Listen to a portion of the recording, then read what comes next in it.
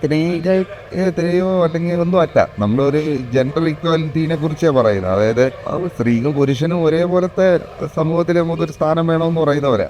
അതുപോലെ തന്നെയാണ് ഇതിനകത്ത് സ്ത്രീ എന്ന് പറയുന്നത് അവരുടെ സ്വന്തം അവയവം പോലും ദാനം ചെയ്തിട്ടാണ് ഭർത്താവിന് ലക്ഷ്യം. അപ്പം സ്ത്രീക്കുള്ള എല്ലാ മൗലിക അവകാശങ്ങളും ഉണ്ട്. അതുപോലെ തന്നെ വേണ്ടേ.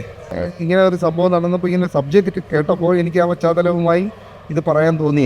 നമുക്കത് സിനിമയിലൂടെയൊക്കെ അല്ലേ നമുക്ക് എന്തെങ്കിലുമൊക്കെ കൺവേ ചെയ്യാൻ പറ്റുള്ളൂ. അപ്പോൾ അങ്ങനെ ഇങ്ങനെ സബ്ജക്റ്റ് വന്നു, അത് കാണുകയും ചെയ്തു. അല്ലാതെ ഇത് ഒരു പുരുഷന്മാരുടെ മാത്രമുള്ള സിനിമയാണ്, അല്ലെങ്കിൽ അങ്ങനെ സ്ത്രീകളെ അങ്ങനെയൊന്നുമില്ല.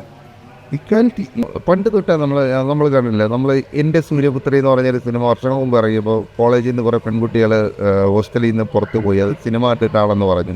ഇപ്പോൾ എല്ലാ കാലഘട്ടത്തിലും നമ്മൾ ഇപ്പോൾ സമൂഹത്തിൽ എന്തെങ്കിലും നടന്നാൽ ആദ്യം നമ്മൾ സിനിമേനെയാണ് കാണുന്നത്. ഒരു സിനിമയിലാണ് നമ്മുടെ ജീവിതമായിട്ട് ബന്ധപ്പെട്ടും നമ്മൾ കാണുന്നതും എല്ലാം ഏറ്റവും കൂടുതൽ നമ്മളെ ഇൻഫ്ലുവൻസ് ചെയ്യുന്ന സിനിമയാണ്. അപ്പം സ്വാഭാവികമായിട്ട് ചില കഥകളും റിയാലിറ്റിയും തമ്മിൽ ഒരുമിച്ച് വരുമ്പോൾ ഓട്ടോമാറ്റിക്കായിട്ട് ജനത്തിന് തോന്നും ഇത് സിനിമ കണ്ടിട്ടാണ് അങ്ങനെ തോന്നുന്നതെന്നോ, അല്ലെങ്കിൽ സിനിമ കണ്ടിട്ട് അങ്ങനെ മാറുന്ന ഒരു സമൂഹമാണോ നമ്മുടെ കേരളത്തിലുള്ള? ഒരിക്കലല്ല. അവർക്ക് സിനിമ വേറെ, ജീവിതം വേറെ എന്നറിയാം.